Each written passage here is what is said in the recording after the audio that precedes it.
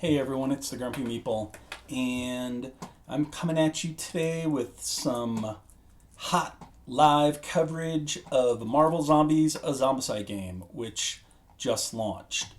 And this first piece of content is mostly gonna be negative because there are some things about this campaign and the pledge levels that looks a little shifty to me and kind of follows a trend of CMON doing nasty FOMO stuff to get people to spend more money. And, this is all first world problems, and obviously nobody gives a shit what I think because this thing's already made $2 million. But I thought I'd call it out anyways because I don't love some of the stuff going on here. So, you know what this game is. It's literally Marvel Zombicide with the Marvel Zombies license slapped onto it, which means it is undoubtedly awesome. I'm sure it's a blast, and I'm sure I will back it all in, spend virtually any amount of money to get all this awesome, dope stuff. But it's also essentially two games in one, because you've got Marvel Zombies, which is the kind of core experience of this campaign, where you're playing as the zombies trying to eat humans and fighting heroes. And if we scroll down a little bit, you can see that mode kind of in action. Here's your zombie heroes: Cap, Deadpool, Wasp. I mean, the Hulk looks freaking amazing. You've got your zombie hero cards, bystanders that you can eat to get special powers, hunger mechanic to kind of drive you and make you make decisions. I mean, it looks awesome. But this is kind of only the first half of this campaign, because you've also got the X-Men Resistance box set, which is identical as far as I can tell in terms of content, and is the exact opposite. Basically a more traditional Zombicide game where you're playing as the heroes fighting against bad guy zombies. And you've got the bystanders who you can rescue to give you abilities in a mirror of the eating bystanders from the other box. They've got their special powers, and you're fighting against zombie mutants, essentially, or zombie X-Men bad guys, at least. This actually isn't really accurate, because you've got multiple man, which is amazing. This is an absolutely genius idea, especially the fact that certain spawn cards, I think he'll multiply, uses multiple man powers. But then you've got brutes and Hellfire soldiers, the Reavers representing the brutes, and neither of these groups are mutants, but that's fine. That's no big deal.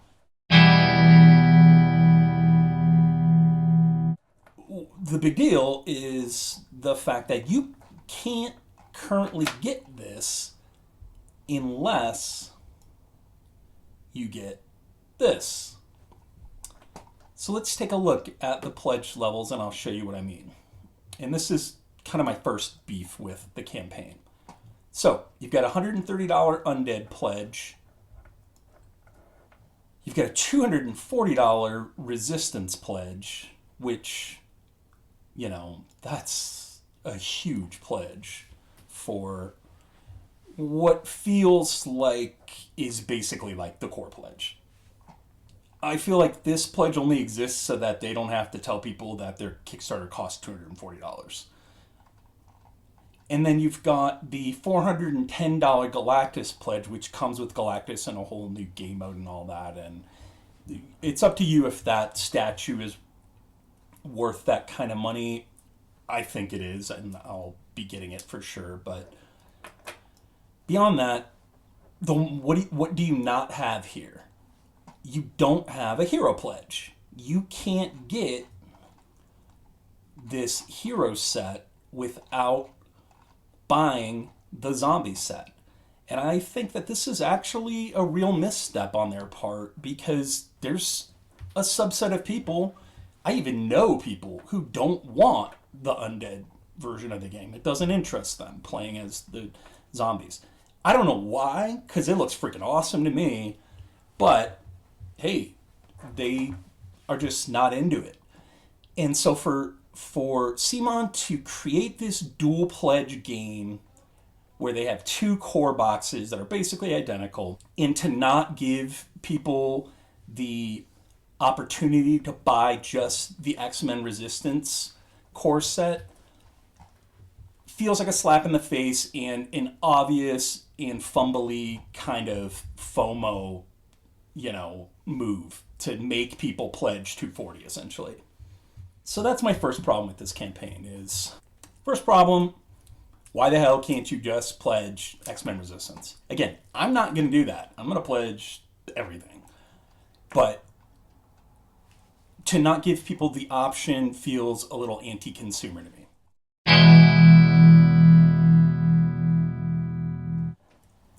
The second issue, let's say you did only pledge the Undead Pledge.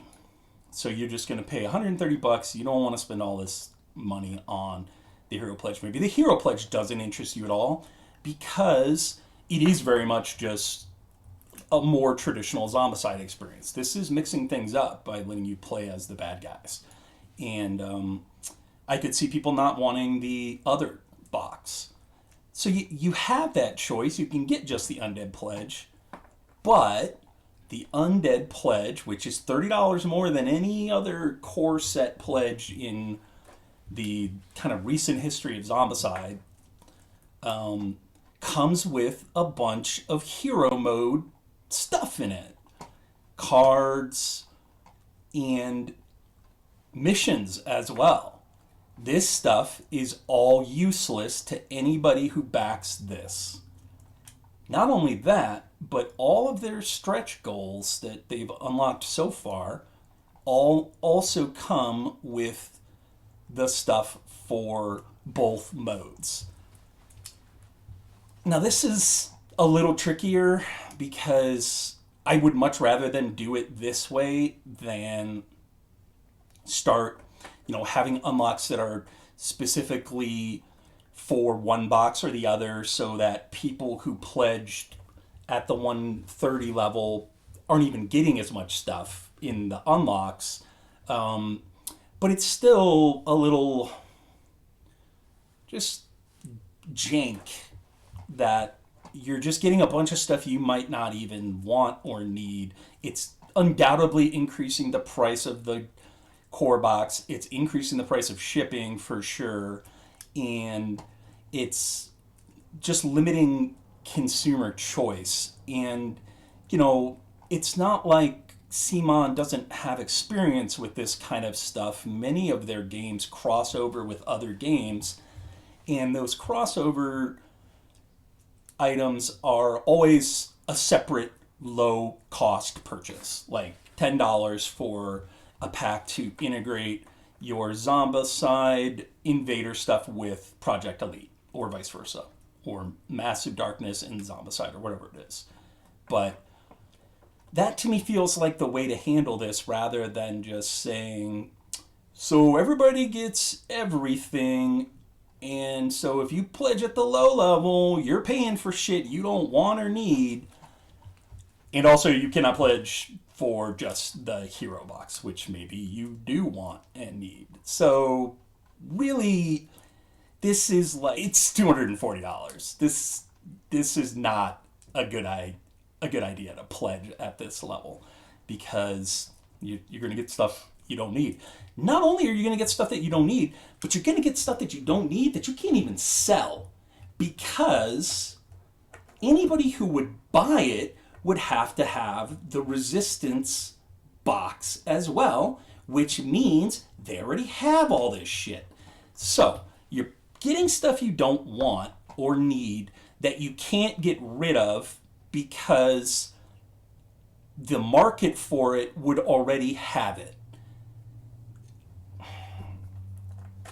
That's problematic to me. Like, I get that some of this stuff is a little tricky, especially when you're trying to basically bundle two games into one campaign, which is, absolutely what they're doing here. And they have a lot of different people they need to please, and they're probably making the decision that they think is in the best interest of the most people, but I don't know that I agree that they're doing a great job of it.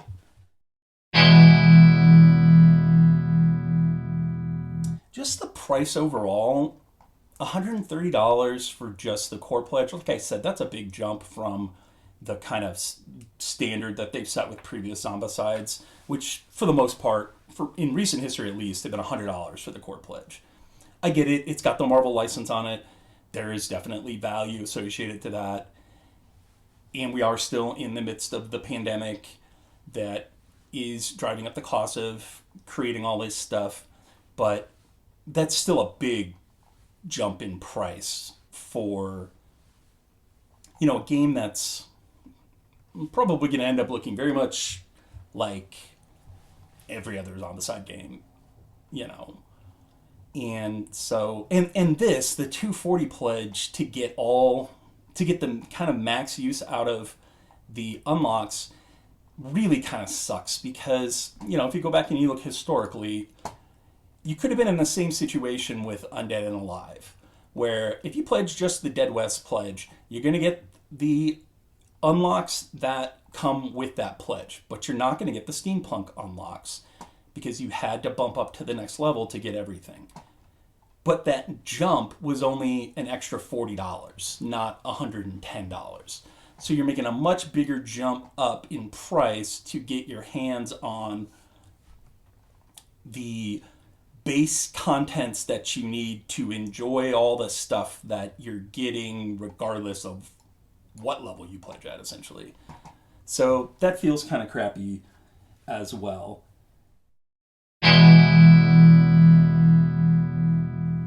Finally, there is a TTS mod for this game. I'm not calling anybody out. I'm not trying to pick bullshit fights with other content creators. It's kind of not about them at all. But there is a TTS mod for this game out there. Some content creators, one content creator and content creators that he's closely associated to, have gotten to play it and maybe offer their thoughts on it and whatnot. Nobody else has. It's not on this page. You can't play it yourself. If you're trying to decide, should I spend $410 on this game? Your only current source of information are the videos created by this one particular person. And I think that's problematic. And CMON has done this for the last couple of campaigns, where they create a TTS mod just to put the game in front of the people that they want to be able to see it. People who they have an existing relationship with. Some of this content is sponsored. I'm not saying that changes any of the opinions, but if you're going to ask $410 for a game and you have the means to put that game into people's hands so that they can try it out, you damn sure should do it. There should be a link to the TTS mod in this campaign, period, full stop. Come at me. Like, I don't understand why there isn't.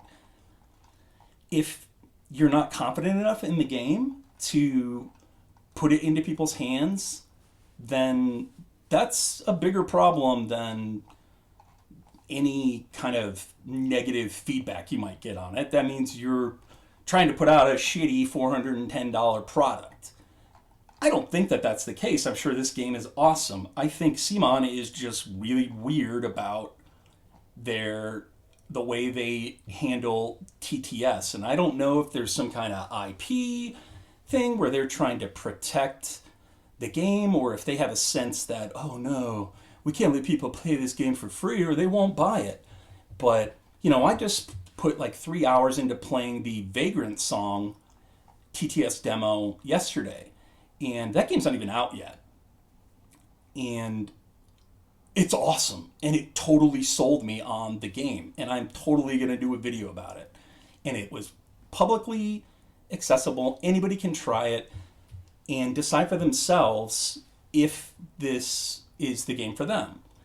And I did the same thing with Arena the Contest. I desperately tried to avoid backing Arena the Contest. I didn't back the first campaign. I didn't back Tanar's Adventures. Then I found it on Tabletop Simulator, and I taught myself how to use TTS and played it quite a bit.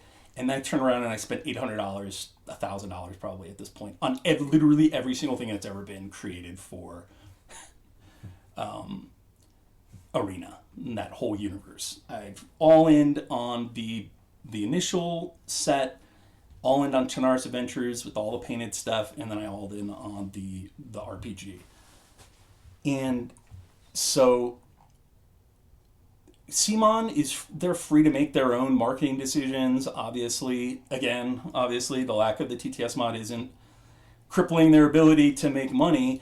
But I do think that it's an odd choice when this thing is already sitting there. If they hadn't created the mod and we didn't already know that it's totally possible for me like to sit down right now and play this game if I just had a key to it or whatever, it'd be one thing. And maybe they just aren't into TTS, and maybe they are trying to protect their IP or whatever, and so they don't support TTS. Maybe they have other reasons for not supporting TTS. TTS has been in the news lately and not necessarily in a positive light, so maybe they want to come at it from that perspective. But to go out there to put the time into creating the mod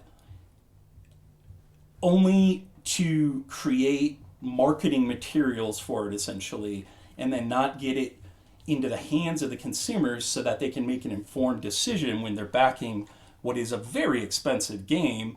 Really, like I said, realistically, $240 is like the bare minimum that you have to spend to be able to even use all the shit you get with this game. Feels a little weird and a little kind of, I don't know, like cowardly. Like, I don't know what is driving the decision, but I didn't like it in Marvel United X-Men. I didn't like it in Undead or Alive, and I don't like it here. You have the mod, put it out. That's my perspective on it.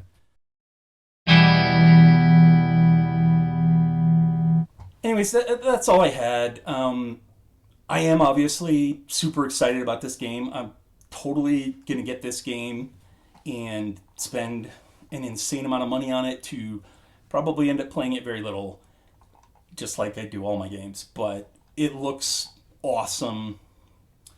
I hate having to even come at you with kind of any negative thoughts on it, but my sense of it is that CMON has been making some of these, what I consider to be mistakes, for a very long time, and I don't know if they're ever going to change or listen to feedback on it, but they're damn sure not going to listen to feedback they never get, because people aren't telling them that this shit sucks.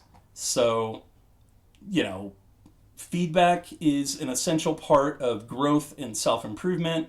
And so this is my attempt to just throw it out there and just say, hey, CMON, I love your games. I've spent probably $3,000 on CMON products in my lifetime. But here's some stuff you're kind of screwing up. Maybe think about adding a pledge for the hero mode. Maybe think about, is there another way we can do these kind of cross-game unlocks? And damn sure think about, why can't somebody other than our one hand-picked content creator play this game on TTS? That's all I had for you for now. I hope you enjoyed this, and I will talk to you later.